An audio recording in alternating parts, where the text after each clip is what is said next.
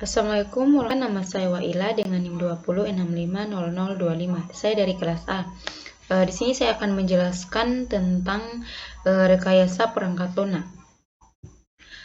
Baik, langsung saja pada sejarah software engineering. Pada tahun 1968 dan 1969, Komite Sains NATO mensponsori dua konferensi tentang rekayasa perangkat lunak yang memberikan dampak kuat terhadap pengembangan rekayasa perangkat lunak. Pengertian dasar. Di sini ada 4 bagian. Istilah rekayasa perangkat lunak secara umum disepakati sebagai terjemahan dari istilah software engineering. Istilah software engineering mulai dipopulerkan pada tahun 1968 pada Software Engineering Conference yang diselenggarakan oleh NATO. Sebagian orang mengartikan rekayasa perangkat lunak hanya sebatas pada bagaimana membuat program komputer, padahal ada perbedaan yang berdasar antara perangkat lunak software dan program komputer. Selanjutnya, perangkat lunak adalah seluruh perintah yang digunakan untuk memproses informasi. Perangkat lunak dapat berupa program atau prosedur.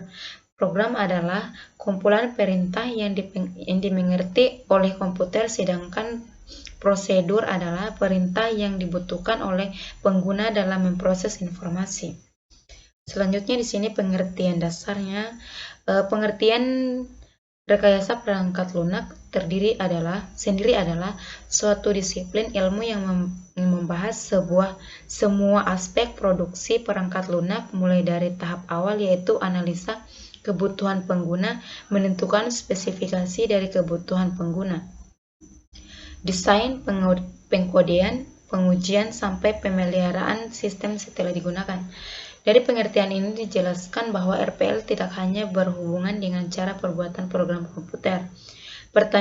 Pernyataan semua aspek produksi pada pengertian sebelumnya mempunyai arti hal yang berhubungan dengan proses produksi seperti manajemen proyek, menentukan personil, anggaran biaya, metode, jadwal, kualitas, sampai dengan pelatihan pengguna merupakan bagian dari rekayasa perangkat lunak. Perangkat lunak software. Perangkat lunak merupakan program-program komputer dan dokumentasi yang saling berkaitan. Rekayasa perangkat lunak berasal dari dua kata, yaitu software, perangkat lunak, dengan engineering, rekayasa. Perangkat lunak software adalah source kode pada suatu program atau sistem. Perangkat lunak tidak hanya dokumentasi terhadap source kode, tapi juga dokumentasi terhadap sesuatu yang dibutuhkan selama mengembangkan instalasi, penggunaan, dan pemeliharaan sebuah sistem. Engineering atau rekayasa adalah aplikasi terhadap pendekatan sistematis yang berdasar atas ilmu pengetahuan dan matematis, serta aplikasi tentang produksi terhadap struktur, mesin, produk, proses, atau sistem. Rekayasa perangkat lunak adalah suatu disiplin rekayasa yang berkonsentrasi terhadap seluruh aspek. Pengembangan rekayasa perangkat lunak. Di sini adalah ada tahun kejadiannya. Selanjutnya, ruang lingkup rekayasa perangkat lunak software engineering. Rekayasa perangkat lunak telah berkembang sejak pertama kali diciptakan pada tahun 1040-an hingga kini. Fokus utama pengembangannya adalah suatu pengembangan praktek dan teknologi untuk meningkatkan produktivitas para praktis pengembang perangkat lunak dan kualitas aplikasi yang dapat digunakan oleh pemakai. Ini adalah ruang lingkup rekayasa perangkat lunak. Ini adalah tabel dari software engineering. Selanjutnya, tujuan rekayasa perangkat lunak. Di sini ada 3, yaitu menghasilkan perangkat lunak yang berkualitas, menghasilkan perangkat lunak yang efisien, dan menghasilkan perangkat lunak tepat waktu. Faktor-faktor yang melatar belakangi munculnya RPL, ketidakmampuan organisasi memprediksi waktu, usaha, dan biaya untuk membangun perangkat lunak. Perubahan nisbah rasio biaya perangkat keras THD harga perangkat lunak. Kemajuan pesat perangkat keras, kemajuan dalam teknik-teknik pembuatan perangkat lunak. Tuntutan yang lebih tinggi THD jumlah perangkat lunak. Tuntutan yang lebih tinggi THD mutu perangkat lunak, meningkatkan peran pemeliharaan. Rekayasa perangkat lunak dan disiplin ilmu lain. Di sini adalah tabelnya, manajemen matematika algoritma, rekayasa perangkat lunak.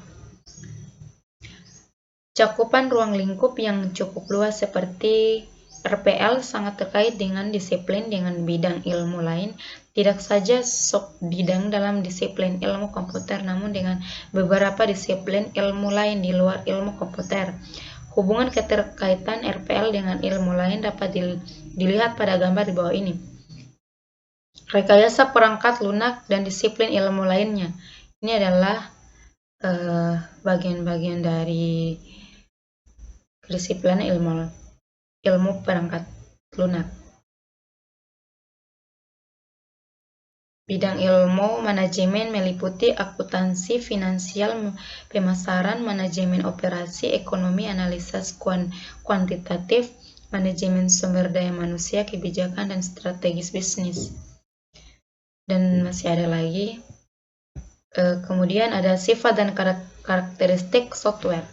Ini adalah sifat software merupakan elemen sistem logik dan bukan elemen sistem fisik seperti hardware. Elemen ini itu tidak aus, tetapi bisa rusak. Elemen software itu direkayasa atau dikembangkan dan bukan dibuat di pabrik seperti hardware. Selanjutnya, kategori perangkat lunak secara umum.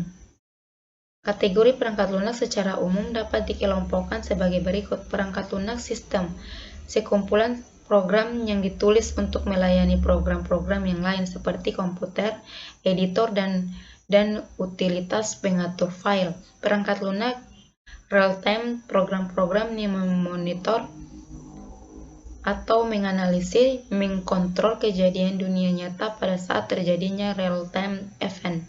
Perangkat lunak bisnis memproses informasi bisnis SPT, payroll, inventor, dan lain-lain. Perangkat lunak teknik dan ilmu pengetahuan ditandai dengan penggunaan algoritma number crunching. Selanjutnya di sini ada tipe-tipe software. Sistem software, application software, engineering dan creative software. Tipe-tipe software. Di sini ada 4: embedded software, product line software, web application, web apps, artificial intelligence software. Baik, mungkin itu saja dari saya. Billahi taufiq wal hidayah. Wassalamualaikum warahmatullahi wabarakatuh.